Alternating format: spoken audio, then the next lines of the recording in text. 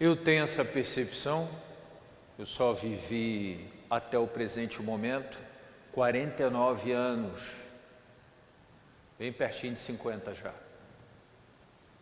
Mas a sensação que eu tenho é que com o passar do tempo, e na medida que a gente vai alcançando, realizando, conquistando algumas coisas que fruto do nosso trabalho, dedicação, de um empenho nosso, a gente vai pouco a pouco, na medida que alcança e que conquista, sabendo entender, separar o que é essencial de verdade e o que é coisa pequena, acessório. A gente pensa num carro, né? O essencial do carro é o quê? O motor, talvez as rodas para que eles possam, a lataria, mas ele tem um monte de acessórios, né? Que a gente pode, no primeiro momento, dizer assim: não, se não for uma roda de liga leve, não é um carro, né? Não, se não tiver uma direção elétrica, não é um carro. Não, e aí a gente vai, né? Fazendo uma lista de acessórios que a gente decidiu que são essenciais. O que vale para o carro, vale um pouquinho para a vida. Eu vou contar uma experiência minha, que acho que talvez ela ilustre um pouco. Lá no final dos anos 1999, né? Final do século passado, eu fui transferido, trabalhava aqui no Rio, na paróquia de São Marcos, aqui no Barra Sul, e aí eu fui trabalhar em Aracaju, em Sergipe. Quando eu cheguei lá para trabalhar, cheguei na casa do bispo, na cidade, né, na capital, bem na pracinha do centro da cidade, ao lado da catedral. É uma estrutura muito comum nessas cidades, capitais do interior do Nordeste. E o bispo me disse assim: ó, você vai trabalhar em 2 cidades, eu estava até com as coisas no carro, em 2 cidades no interior, uma regiãozinha chamada Vale do Cotinguiba. Era uma região açucareira, onde teve escravos, aquelas fazendas com aquela estrutura de senhor do escravo. E se você quiser, você já pode ir direto para lá. Já pode aproveitar que são 40 quilômetros aqui aproximadamente de Aracaju. Então, se você quiser, já pode ir para lá, já vai ter alguém lá para te receber. E eu fui. Quando eu saí daqui, né, com aquela mentalidade do Rio de Janeiro, que a gente tem mais ou menos tudo ao alcance. E se alguém me perguntasse: quantas coisas são essenciais para que você viva bem, para que você tenha uma vida digna?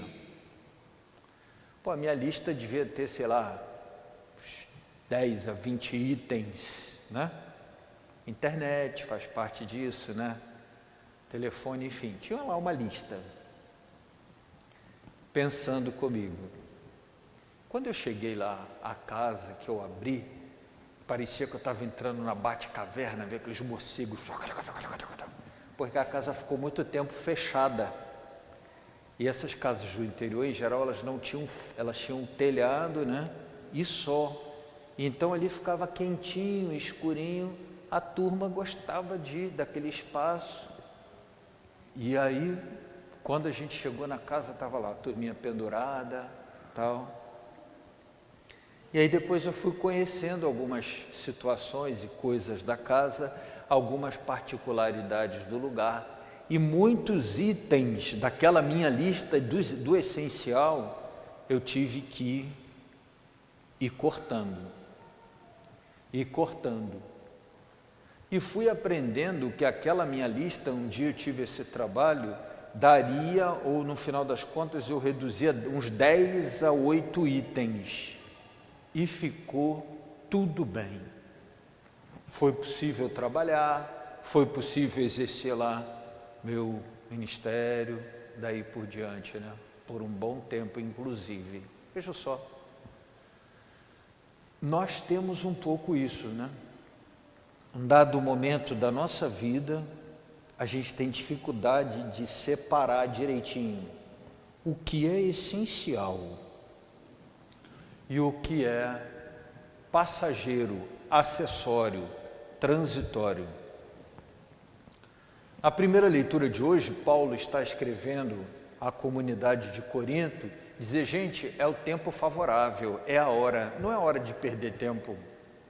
Então, vamos nos concentrar no que é essencial. Outras coisas, dificuldades, tribulações, desafios, o essencial. Vamos nos concentrar ali, focar ali e ir em frente.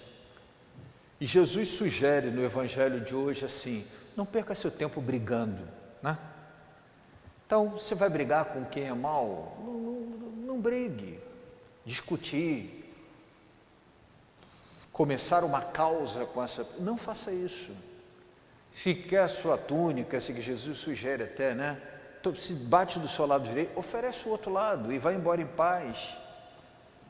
Eu penso que essa atitude de Jesus não é um convite a uma passividade irrefletida, né? Assim, a você ser uma espécie de panaca, com licença da palavra.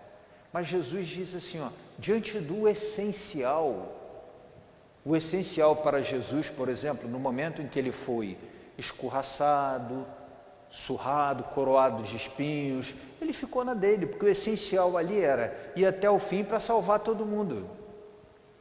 E em muitos momentos na nossa vida, a gente perde essa e sofre por umas coisinhas pequenas, ou briga por umas picuinhas, por umas coisinhas pequenas.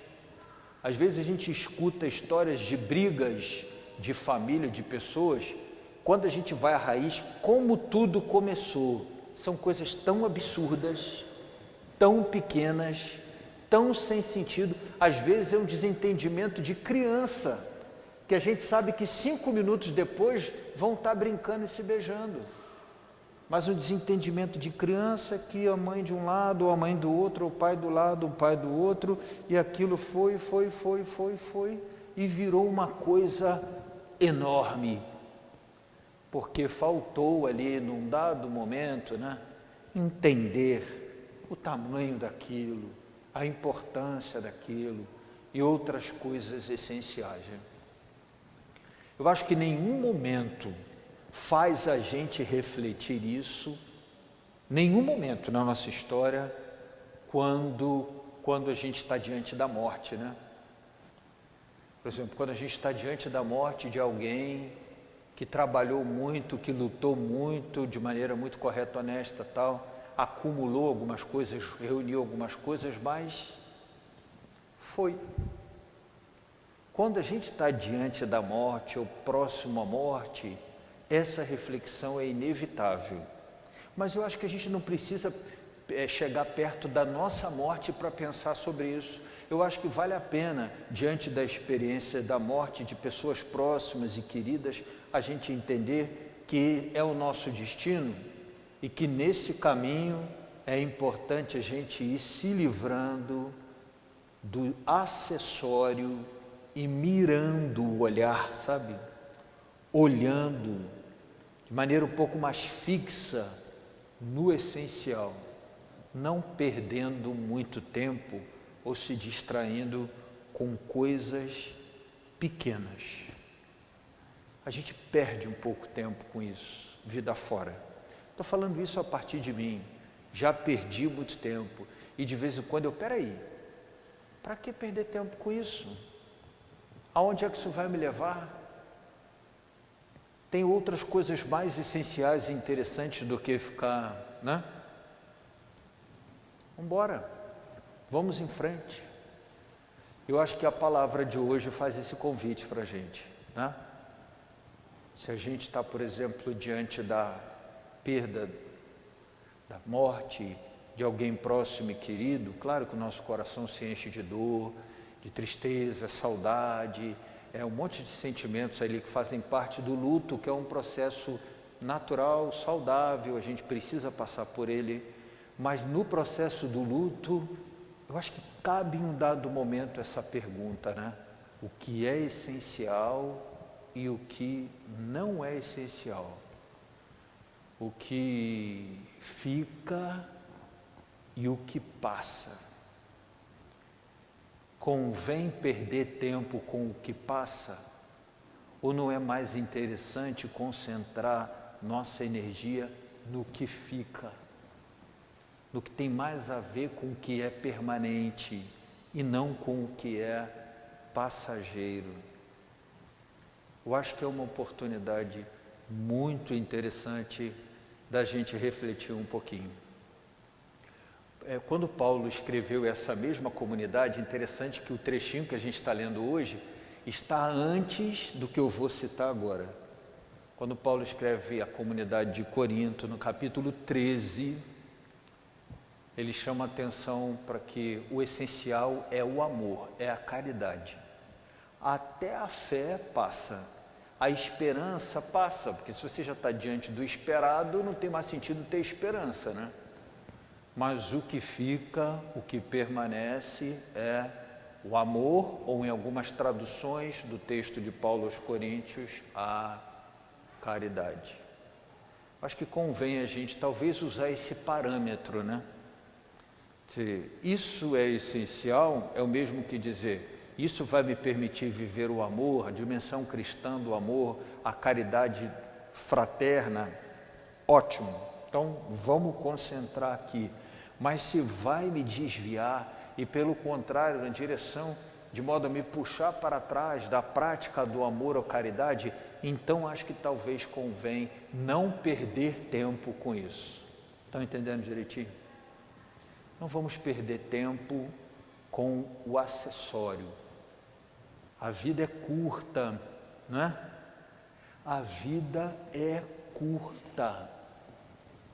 De vez em quando eu olho ali no Facebook, ele manda para a gente, umas pessoas que postam fotos antigas, né? E eu vejo fotos minhas ou de amigos, 20, 30 anos atrás, meu Deus, 30 anos já tem isso aqui, 20 anos já tem isso aqui. Ou a gente encontra o filho de fulano na rua, aí às vezes diz assim, tio, né? Se é de amigo, ou padre, aí eu fico assim, muita gente, né? Está lembrando de mim? Aí a princípio eu sou tentado a dizer assim, vagamente, para não dizer que não estou, né? Me ajuda um pouquinho. Aí a pessoa diz assim, eu sou filho de fulano, eu sou fulano. Eu lembro imediatamente, lembro às vezes de ter pego no colo, de ter o cara com a barba na cara, quase do meu tamanho. Eu fico assim, meu Jesus, né? Meu Deus do céu. Estão entendendo? Passa rápido demais. Mesmo os mais jovens que estão me ouvindo aqui, vocês vão lembrar de mim, do que eu estou dizendo hoje. Passa muito rápido.